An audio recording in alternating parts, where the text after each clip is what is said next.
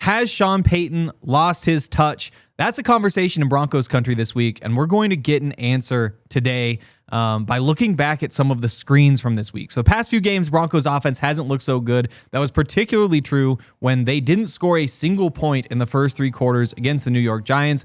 One of the problems was the screens were not working, and spending a lot of time online, seems like the screens are what people are really angry about. Screens are always a part of a Sean Payton offense. So far this year, the Broncos have run more of them than any other team in the NFL, with the Jags a couple screens behind them. On Sunday, though, Bo Nix threw 11 screens, the most of his career, and a lot of them didn't go so well, which sparked some outrage and sparked some people wondering whether Sean Payton should continue to call plays going forward. So we're going to dig into some of these screens right now, and we're going to start by looking at the first 3 or 4 of the game in depth and see what went wrong. So you'll notice here it's RJ Harvey in the backfield. They're going to try to get him out here behind some blockers, and at this point it looks like it's working, right?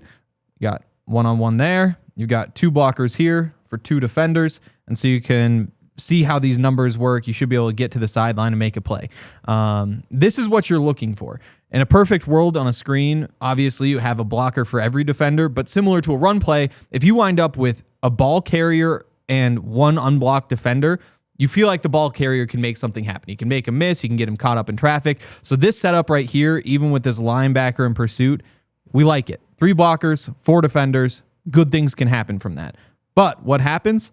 Keep an eye on Evan Ingram up here on the top, because now the defender's right by Evan Ingram. This play winds up being stuffed in the backfield for a loss of a couple yards. Tough start.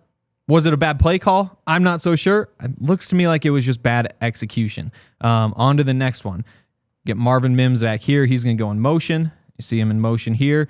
Look at this. Blocker. This is your next nearest defender back here trying to make the tackle on Marvin Mims if this screen is executed the way that it's supposed to be. Skip ahead. Good block. And here's your one-on-one. And this is why we like those one-on-ones, because what can Marvin do? He can take a step inside, bait him inside, and then get up the sideline. He can try to push outside, get him caught in traffic before he comes back in. When you have these blockers there, they almost set screens for you. And so when you get the one-on-one, you like that. And Marvin is able to take it up the sideline after getting the extra defender caught in traffic. You get the first down.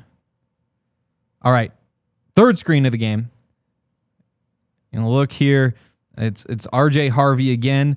And again, we kind of like this setup. You got Sutton right here with a block. You got Nate Adkins here, one of your better blockers, stock in this corner back here. And again, you get this one-on-one, but he tries to get to the boundary. You should be able to beat him to that boundary, and maybe you don't pick up the first down, but you should at least get a decent gain. And given that this is your second-round pick running back, you'd hope that he can make something happen, go get this first down. What happens, though? Keep an eye on Cortland Sutton here. And the defender is now right past Cortland Sutton, and that dooms the play. Again, you got this guy will get blocked, pursuit, and there's just nowhere to go because Cortland missed that block. Gain of a couple yards. Not a good play. But was it a bad call? I wouldn't say so, because everything was set up for you to probably get that first down. And anytime you get those one-on-ones in space in the NFL, like that's what you're looking for. That's how you create big plays. So we're going to go in depth. One more of these here. Again, you got one of these fun formations with Marvin in the backfield. Send him in motion again. He's going to come out this way. You see it here. Blocker.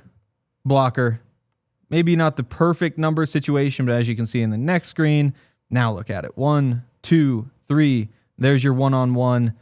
We love that. Keep an eye on this defender right here, though. And keep an eye on these 2 blockers, because the defender just splits Troy Franklin and Garrett Bowles. They can't stop him. No gain here. Another screen blown up. So we've gone through these first 4 in depth to see kind of what was going on early. We can fly through the rest here, but this is the trend. The blocks are not being made. We skip ahead to the next one. I've already got my circle there. There's Cortland Sutton again. And this is Drew Phillips, the nickel corner for the Giants. Drew Phillips, 5'11".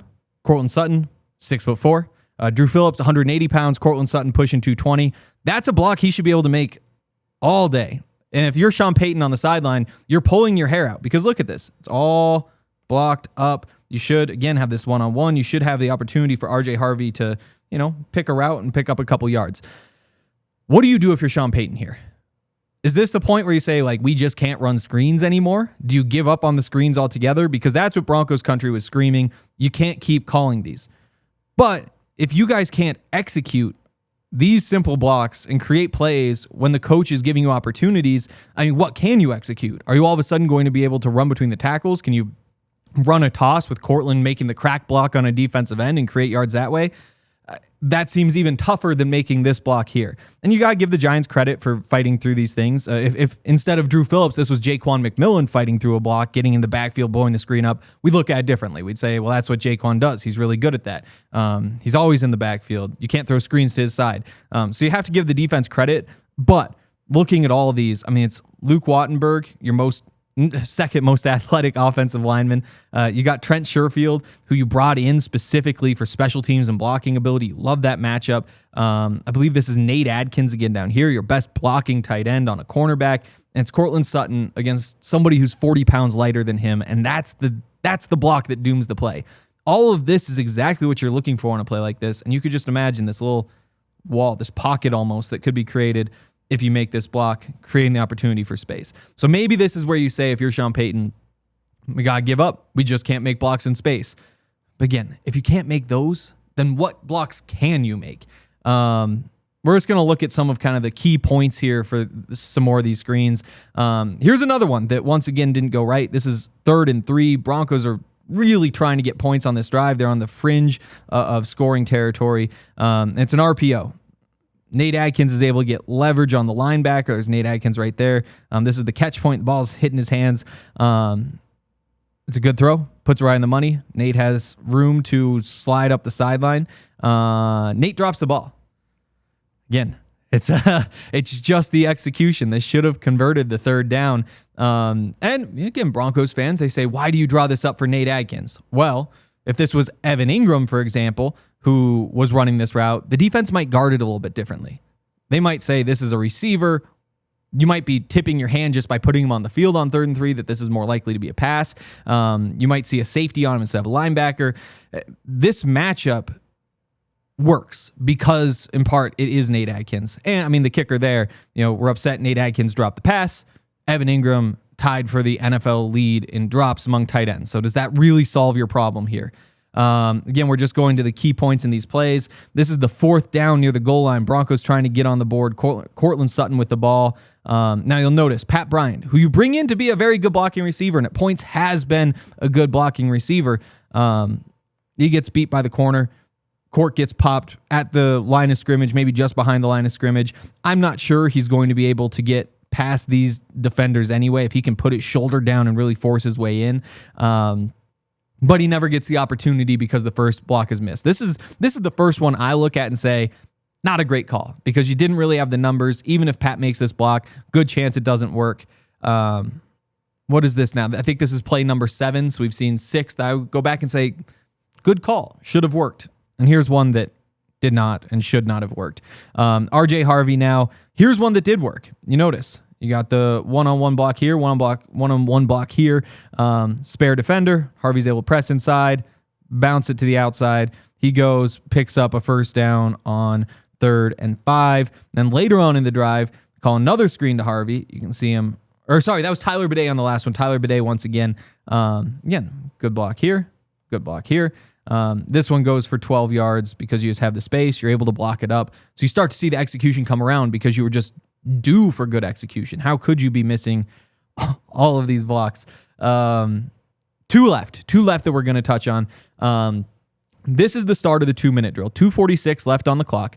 Broncos are down by 3 points. They want to go get a touchdown drive, finish the comeback, get back in front. How do they start this? How do they start the drive? They start the drive the same way that just about every team starts a 2-minute drill, which is a screen. Now, when the screen is the most common drive starter for 2-minute drills in the NFL, the defense is starting to think this could be a screen on the way. You're kind of alert to the screen. When you've also run 9 screens to this point, the defense could really be keyed in on the screen. And that's what happens here. You see the defensive lineman, he reads it from the start. Yeah, downfield, you've got everything blocked up. it's a good call in that way. But this is maybe the second screen where I say this just didn't work because it was too predictable. The defense saw what was coming, and you wind up losing a couple yards, setting up a 2nd and 12. Again, the formation, all that sort of stuff would suggest that this should work because you're able to get the blockers out in space against their defensive backs and I guess a linebacker too. But because of the predictability at this point, it doesn't work. Last one, later on in the drive. Again, we got your 2 blockers for 3 defenders. Here's Evan Ingram right here. He's got this one-on-one, and he wins the one-on-one. Breaks a little tackle here, scoots up the sideline, picks up 14 yards, I think it was. And that's the final screen of the game. So what's our lesson here? The lesson is the screens didn't work because of the execution, mostly of the blockers, but then you can even throw in, there's a Nate Adkins drop. So there's execution a couple different ways where things don't work out. There were 2 of the 11 screens where you say, this was kind of dead from the start. This is one where the defense had the jump on the offense, and so there was really no path probably to the screen being successful. You could put those on Sean Payton. You could also say, hey, after Cortland Sutton misses 2 blocks on screens, are you really calling another screen behind him, or should you have learned your lesson? 2 points on that. First is, well, he didn't miss another block on a screen the rest of the day, so going back to more of those screens was not a bad idea. Second of all, Cortland Sutton's a good blocker. And I don't think the lesson today should be that these guys can't block because we've seen all of them make these blocks before.